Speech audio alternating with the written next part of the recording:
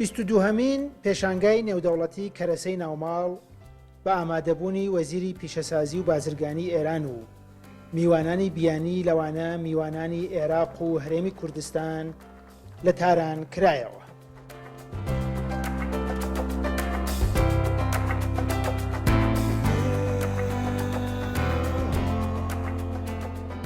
کەرەسەی ناوماڵ کەرتێکە کە ئێران سەرمایەگوزاریەکی باشی تێدا کردووە و لە ئێستاشدا بەرهەمهێنەرانی ئێرانی زیاتر لە 180 پێداویستی ناوخۆ دابینەکەن و ساڵانەش نزیکەی 350 بۆ 400 میلیۆن دلار هەناردە ئەکرێت.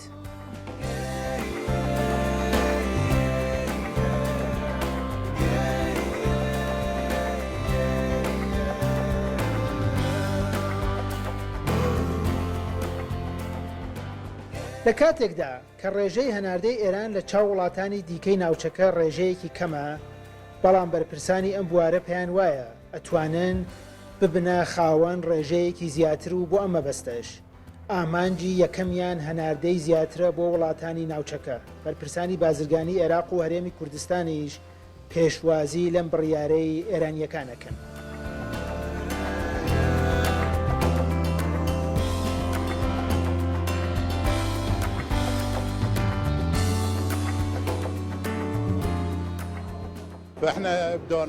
ئێمە کۆمپانیاکەمان هاتوین تا ئەم پیشێ بگوازینەوە و بەرهەمەکانمان نمایش بکەین و بە بازرگانی نێوان خۆمان و کۆماری ئیسلامی ئێران بناسێنین و هیوادارین ئەم جموجۆڵە بازرگانیە لە نێوان عێراق و ئێراندا بەردەوام بێ. ئەم هەوڵدانە بانگێژنامەیەکە بۆ بازرگانە ئێرانیەکان تا ئاڵوگۆڵی بازرگانی لە نێوان عێراق و ئێرانە ئەنجام بن و ڕەنگە بتوانن لە نێوانیانە بەرهەمێکی باش پێشکەشی یەکتر بکەن، بەمەش بە هاوبەشی دەبێت.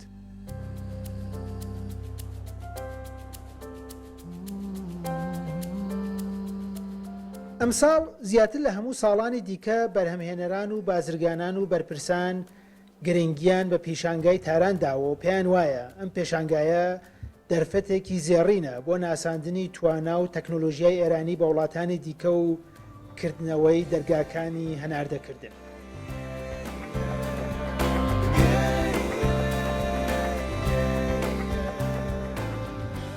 ما خیلی از دانش‌ها رو بومی‌سازی کردیم و برندهای مختلف در شاخه‌های مختلف لەم ساڵانەی دواییدا زۆربەی تەکنۆلۆژیای ئەم بوارەمان لە ناوخۆی ئێران بەدەستێناوە و کۆمەڵی تەکنۆلۆژیای نوێشمان جارێکی تر بەدەستێنایەوە.